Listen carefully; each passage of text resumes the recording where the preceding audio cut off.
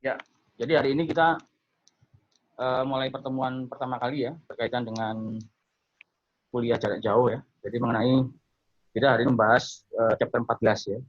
Jadi seperti yang sudah kemarin kita bahas di pertemuan minggu kemarin ya, di percobaan minggu kemarin,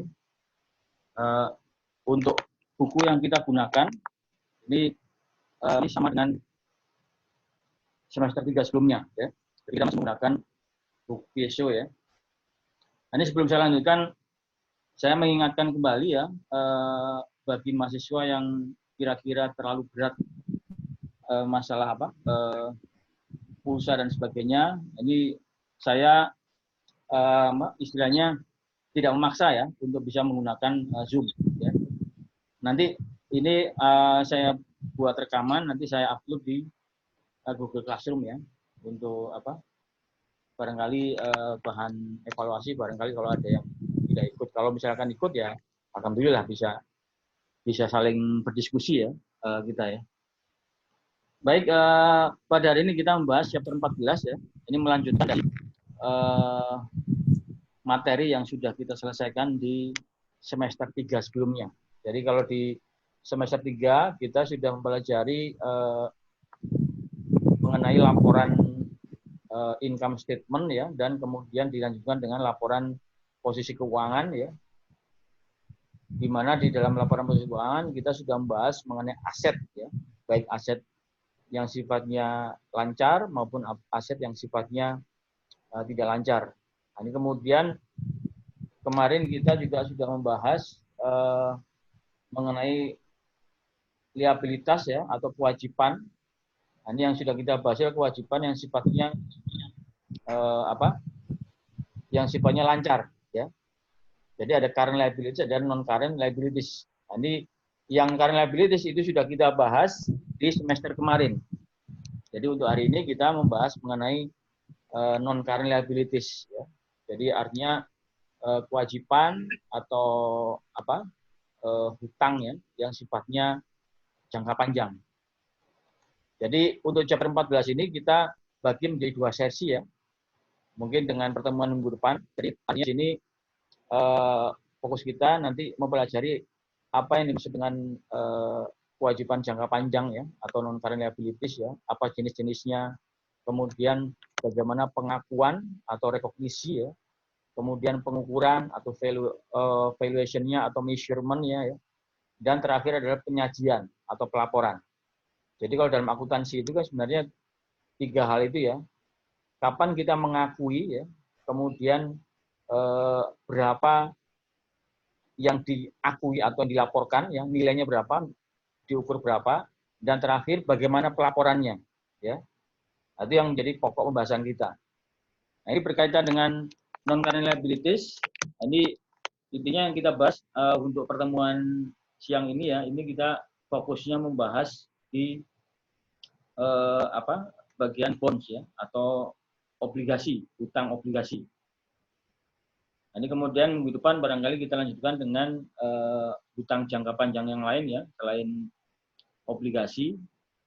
Kemudian juga ada beberapa hal yang perlu diperhatikan di sini mengenai bagaimana cara menghapus hutang atau mengakhiri kewajiban. Ya. Dan terakhir, ada pembahasan kita adalah mengenai bagaimana penyajian di dalam laporan keuangan ya. Ini ada yang opsinya menggunakan metode cost, ada yang menggunakan metode fair value. Nanti akan kita bahas pada 2 pertemuan berikutnya ya. Kemudian yang pertama adalah mengenai apa itu hutang jangka panjang atau long term debt atau istilahnya non current liabilities ya. Jadi artinya di sini yang namanya hutang atau kewajiban jangka panjang ya atau non current liabilities itu adalah kewajiban di mana penyelesaian kewajiban tadi itu dapat dilakukan dalam waktu lebih dari 1 tahun ya, atau dalam siklus operasi normal perusahaan mana yang lebih panjang ya. Jadi artinya di sini semua kewajiban-kewajiban yang penyelesaiannya itu memerlukan waktu lebih dari 1 tahun atau lebih dari 1 periode akuntansi ya, maka di sini kewajiban tadi dikategorikan sebagai hutang jangka panjang atau non current liabilities ya. Ini jenisnya bermacam-macam ya, mulai dari utang obligasi yang nanti kita bahas hari ini ya. Jadi obligasi itu semacam surat utang di mana surat utang tadi itu diberikan oleh perusahaan-perusahaan yang memang diizinkan oleh lembaga OJK ya, atau otoritas jasa keuangan untuk bisa menerbitkan surat utang ya. Jadi ada semacam suatu kontrak perjanjian antara perusahaan yang menerbitkan obligasi dengan investor ya. Ini nanti kita bahas. Kemudian jenis kewajiban atau hutang jangka panjang lain adalah berupa hutang wesel atau notes payable ya. Jadi notes payable itu semacam surat perjanjian transaksi jual beli ya, atau transaksi dagang, di mana untuk penyelesaiannya dari sifatnya jangka panjang ya. Ini dalam bentuk surat surat wesel ya, atau notes ya. Kemudian ada hutang hipotek ya. Mortgage itu semacam KPR ya. Jadi pinjaman dengan jaminan aset tetap ya. Demikian pula dengan kewajiban pensiun, dana pensiun ya. Jadi kewajiban pensiun yang dibebankan oleh perusahaan, di mana perusahaan di sini memiliki semacam lembaga dana pensiun yang dipakai untuk sebagai pelindung ya bagi karyawan ya. Ini dana pensiun itu nanti juga akan kita bahas di chapter 18 kalau nggak salah 19 ya. Mengenai dana pensiun ya, nanti ada pembahasan sendiri mengenai dana pensiun ya.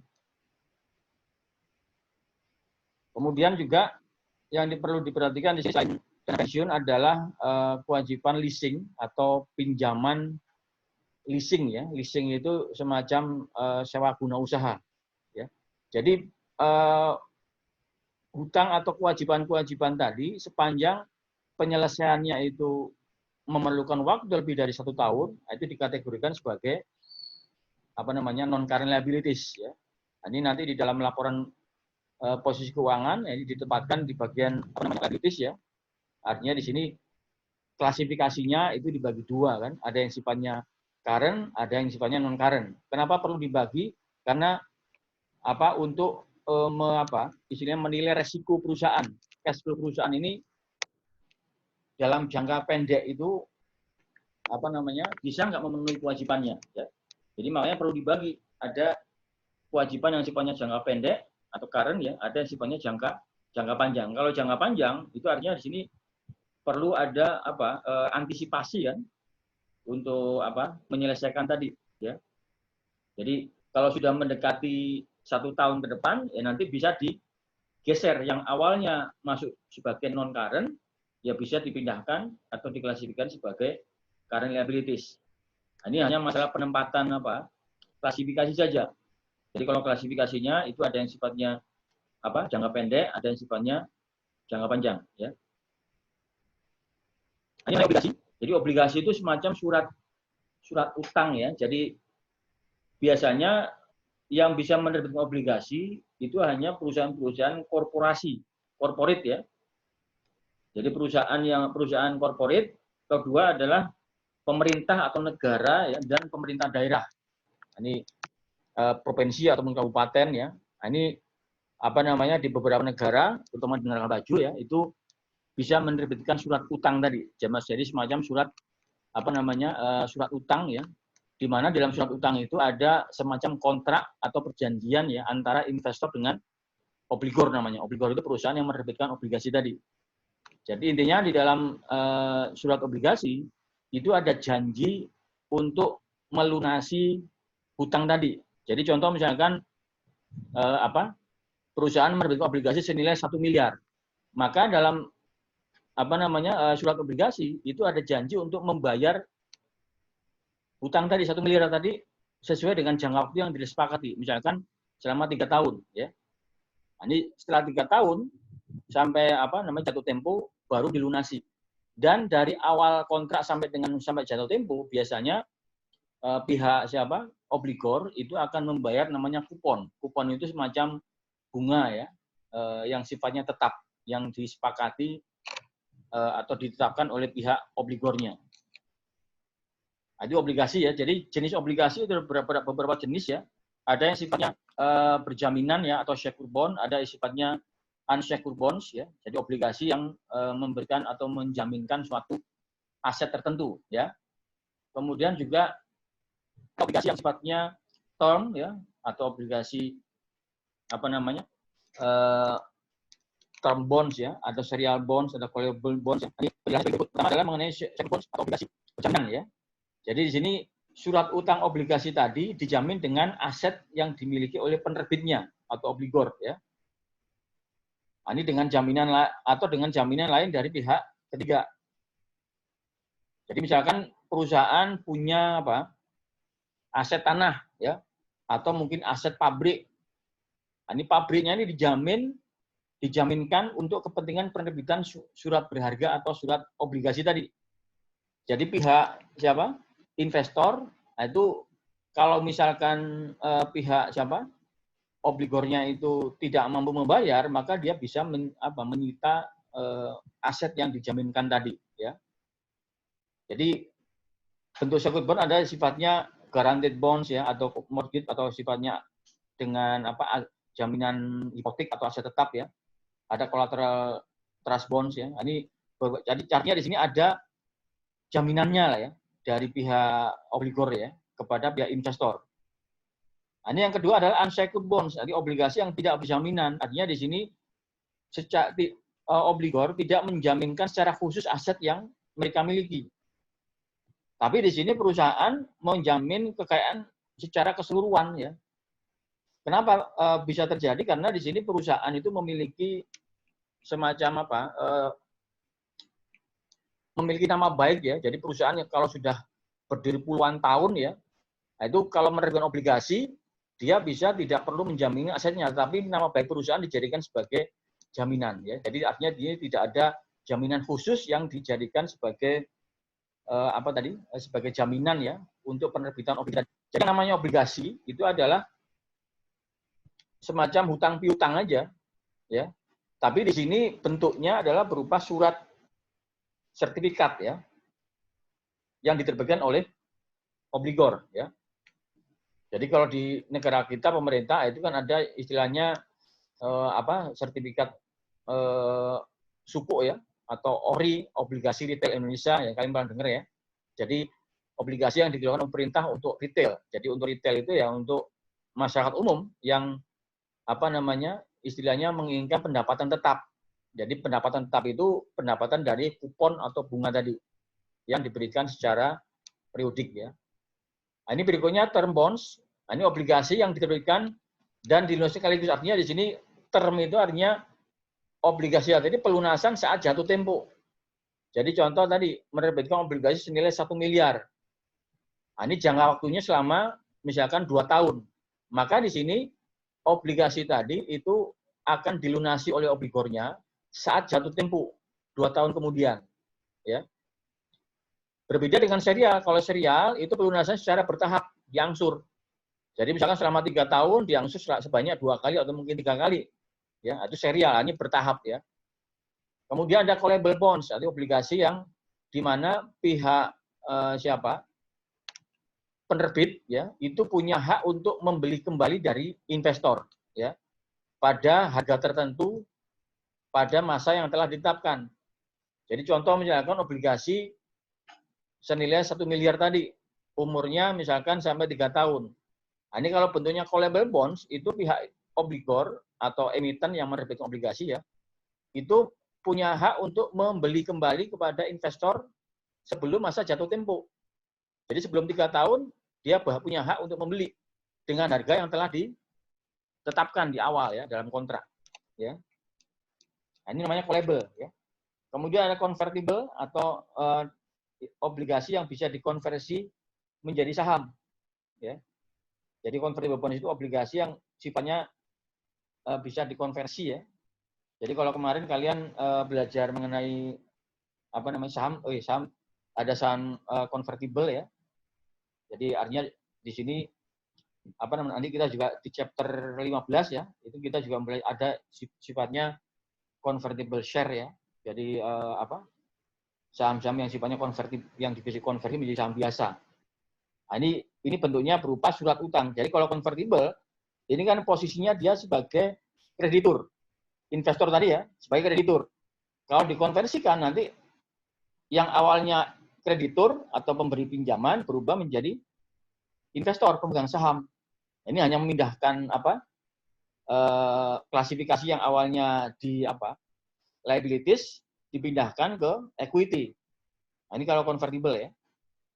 Nah, ini kalau register bonds ya, jadi obligasi yang terregistrasi terdaftar ya. Nah, ini obligasi yang mana atas nama investor daftar yang harus ditunjukkan melalui bursa ya atau bursa efek ya. Kemudian ada bearer bonds, ini obligasi yang mana pembawa atas pembawa yang dapat diperjualbelikan antar investor tanpa melalui broker istilahnya ya. Jadi istilahnya ada pembatasan-pembatasan tertentu ya. Nah, ini mengenai penerbit obligasi. Jadi biasanya sekali lagi perusahaan yang menerbitkan obligasi itu harus merupakan perusahaan yang sifatnya corporate. Jadi intinya obligasi tadi itu adalah semacam surat perjanjian antara obligor dengan investor ya. Jadi berupa kontrak ya. Apa isi dari kontrak tadi? Itu adalah janji untuk membayar lunas pada saat jatuh tempo. Jadi tadi misalkan obligasi nilai 1 miliar, maka di sini obligor punya janji untuk membayar 1 miliar tadi full ya saat jatuh tempo. Kemudian janji yang kedua adalah dibayar secara periodik. Bunganya setiap periode ya. Jadi bunganya berapa persen? Yaitu tercantum di dalam surat obligasi tadi. Nah, ini artinya di sini investor itu dapat dua keuntungan. Keuntungan pertama adalah uangnya terjamin ya, nanti akan dibayarkan saat jatuh tempo. Yang kedua dia mendapatkan pendapatan bunga. Kalau di obligasi namanya kupon ya. Nah, ini kuponnya tergantung beberapa persen yang tercatat di dalam surat obligasi tadi. Ya. Nah, ini biasanya surat sertifikat obligasi itu satuannya biasanya kalau di Indonesia mungkin 1 juta ya. Nah, ini kalau di luar negeri ada $1.000 ya atau 1.000 euro ya nilai per lembarnya. Jadi kalau dia investasinya misalkan $100.000 ya dia pegang 100 lembar sertifikat tadi, di mana dia nanti bisa memperjualbelikan surat obligasi tadi di pasar tadi ya. Jadi artinya dia kalau perlu uang segera ya dia bisa menjual surat obligasi tadi sesuai dengan harga pasarnya. Jadi ininya satuannya itu per 1.000 euro atau dolar ya. Kalau di Indonesia mungkin per 1 juta. Nah, ini kemudian pembayaran kuponnya itu biasanya dilakukan setiap ada yang 3 bulan, ada yang 6 bulan ya sekali ya, ada yang 1 tahun sekali, tergantung dari kontraknya tadi. Nah, ini dalam kontrak itu disebutkan ini bunganya berapa persen ya dalam 1 tahun, kemudian dibayarkan berapa kali ya bunga tadi atau kuponnya tadi ya. Ada pertanyaan? Jadi artinya di sini kenapa perusahaan itu menerbitkan obligasi ya, bukan meminjam ke bank. Salah satunya adalah karena kebutuhan dana yang sangat besar itu kreditur ya atau pemberi pinjaman itu nggak mungkin dipenuhi dari satu pihak ya. Contoh yang paling ekstrim barangkali kalian lihat jalan tol di mana? Cikampek itu ya, yang elevated ya. Nah, itu kan dananya itu berasal dari obligasi. Jadi jasa marga dalam hal ini kalau membangun jalan tadi dengan menggunakan sumber dana internal, mungkin ada mereka punya ya, tapi nanti akan mengganggu cash flow perusahaan. Ya, kalau menggunakan dana internal ya perlu dana besar, itu pasti akan berpengaruh pada aliran kas perusahaan. Sehingga untuk menghindari penggunaan dari dana sendiri, mereka menerbitkan surat obligasi ditawarkan kepada investor ya, kepada investor potensial, bisa retail, bisa ke industri. Siapa yang tertarik ya. Artinya di sini ada semacam proposal atau istilahnya membuat membuat prospektus ya, bahwa kita akan berencana membangun jalan tol elevated di Jakarta Cikampek. kebutuhan dana sekian, ya, sekian puluh triliun misalkan ya. Nah, ini kita akan menerbitkan obligasi, imbal hasilnya atau kuponnya sekian persen. Nah, ini kalau misalkan investor itu tertarik, nah ini mereka akan bersedia untuk membeli surat obligasi tadi, ya. Jadi biasanya untuk tujuan tertentu, sehingga perusahaan tadi itu bisa memperoleh dana dengan cepat, ya. Jadi tanpa istilahnya kalau pinjam ke bank itu kan pasti perlu jaminan pertama, ya. Bisa jadi mungkin PT Jasa Marga sudah punya pinjaman di pihak lain sebelumnya juga, sehingga mungkin jaminannya ya kurang nanti kalau misalkan pinjam ke bank. Biasanya kalau pinjam ke bank itu kan nilai yang diberikan itu kan nggak bisa lebih dari 80% dari total nilai aset. Jadi kalau misalkan nilai aset yang dijaminkan misalkan 100 miliar, paling besar itu dapatnya 80 miliar. Itu pun kalau banknya memandang perusahaan tadi mampu membayar angsuran, ya. Tapi kalau misalkan tidak mampu, ya bisa jadi kurang dari 80%. Ya. Jadi kalau menggunakan obligasi itu nggak perlu ada jaminan tadi secara khusus, ya. Kenapa? Karena di sini nama baik perusahaan itu jadi pegangan bagi investor, ya. Makanya di sini dalam menerbitkan obligasi biasanya ada namanya kredit rating. Kredit rating itu rating terhadap peringkat hutang, ya. Ini punya hutang kepada siapa saja. Nah, ini berpotensi macet nggak kira-kira ke depannya, ya. Nah, ini ada beberapa kelemahan dari obligasi dibanding dengan investasi yang lain, ya. Jadi kalau namanya obligasi itu kan dia posisinya pihak pemegang atau investornya itu kan dia semacam kreditur atau pemberi pinjaman, ya, kepada pihak obligor, ya. Jadi karena memberi pinjaman, investornya tidak bisa mengendalikan operasional perusahaan. Jadi kalau misalkan perusahaannya itu ada istilahnya kinerjanya menurun, ya dia nggak bisa melakukan istilahnya campur tangan, ya, karena di sini posisinya dia sebagai kreditur, pemberi pinjaman. Beda dengan pemegang saham.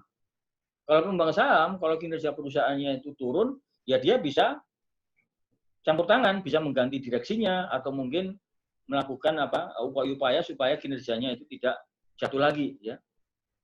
Jadi pemegang obligasi itu tidak memiliki kekuatan untuk mengendalikan perusahaan, ya.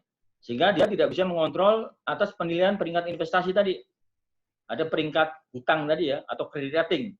Nah, ini kan credit rating kan yang menilai siapa? Yang menilai perusahaan-perusahaan yang independen, semacam Pevindo itu, ya, atau Pemerintah Efek Indonesia atau Standard & Poor's, ya. Nah, ini mereka mengeluarkan daftar peringkat hutang atau credit rating, ya.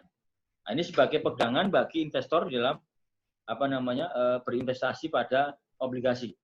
Kemudian jika terjadi pilot, nah ini investor obligasi itu posisinya ada di bawah kreditur. Jadi kalau misalkan perusahaan bangkrut, ya, maka dia biasanya kan ada skala prioritas. Yang pertama itu biasanya negara dulu yang didahulukan untuk memperoleh aset dari perusahaan yang pilot, ya. Jadi kalau pilot berarti lunasi dulu utangnya ke negara, ya, pajak, ya. Yang kedua itu adalah kepada kreditur. Kreditur yang memegang jaminan perusahaan, kan. Jadi kalau perusahaan punya hutang ke bank kan biasanya ada jaminannya. Jaminan berupa sertifikat tanahnya dan sebagainya, ya. Nah, itu makanya mereka didahulukan setelah negara tadi. Yang ketiga baru pemegang surat obligasi. Yang terakhir ya pemegang saham. Nah, itu pemegang saham itu artinya merupakan pihak yang paling berisiko, ya, kalau dari sisi investasi, ya. Karena kalau perusahaannya bangkrut, ya dia paling akhir dapat bagian dari harta yang dilelang atau dipilotkan, ya. Kemudian dampak suku bunga juga. Jadi kalau suku bunga banknya itu sedang mengalami kenaikan, ini dampaknya biasanya akan menurunkan nilai obligasi, harga obligasi jadi turun karena orang lebih tertarik investasi di lewat deposito atau mungkin tabungan ya atau deposito ya, di mana resikonya lebih kecil daripada obligasi. Dan terakhir ini berkaitan dengan kepemilikan convertible bonds. Jadi kalau convertible bonds itu kan surat utangnya itu sewaktu-waktu bisa dikonversi menjadi saham. Nah, ini kalau bisa dikonversi artinya apa? Artinya investor punya hak untuk mengkonversi jadi saham. Kerugiannya apa? Kalau ditukar dengan saham, artinya nanti akan berpengaruh pada harga saham. Kenapa berpengaruh? Karena jumlah saham jadi lebih banyak. Ya. Nah, ini tentu akan mempengaruhi istilahnya pada harga saham dari perusahaan tadi. Jelas apa? Jelas, Pak. Nanti kalau kita nyambung lagi ya, kemungkinan ada waktunya sudah 40 menit ya, nanti kita nyambung lagi ya. Ini masih ada berapa menit? Soalnya kedengeran nggak? 3 menit. Kedengeran, Pak. Kedengeran, Pak. Kedengeran, Pak. Kedengeran, Pak. Kedengeran, Pak. Tapi kadang macet-macet gitu, Pak. Ini putus ya? Ya. Iya, Pak. Benar, Pak. Ya mungkin jaringannya ya. Ini Iya. Berikutnya ini mengenai daftar listing perusahaan yang mengeluarkan obligasi. Jadi kalau di Indonesia itu namanya Povindo ya, atau Pemeringkat Efek Indonesia. Nah, itu akan mengeluarkan daftar perusahaan-perusahaan yang mengeluarkan obligasi. Nah, ini biasanya angka ini ada artinya. Jadi contoh kalau di buku GSO itu ya, itu ada Vodafone, ada Telkom ya. Ini 2 perusahaan di bidang telekomunikasi. Nah, ini perusahaan Vodafone itu mengeluarkan obligasi dengan kupon atau tingkat bunga 5% per tahun ya. Jatuh temponya ini bulan Juni 2018 ya. Harganya itu 106,66, artinya harganya itu harga obligasinya ya. Jadi kalau nilai obligasinya 1 miliar, maka investor itu kalau mau beli itu harganya 1 miliar 60 juta. Jadi 6% di atas nilai obligasi. Kenapa mau beli dengan harga lebih tinggi? Ini dilihat dari ratingnya. Vodafone ini ratingnya adalah AA. Jadi perusahaan tadi itu resikonya lebih rendah. Karena kinerjanya bagus. Sehingga di sini yield itu semacam imbal hasil ya. Suku bunga pasar ya. Imbal hasil di pasar itu sekitar 4,05%.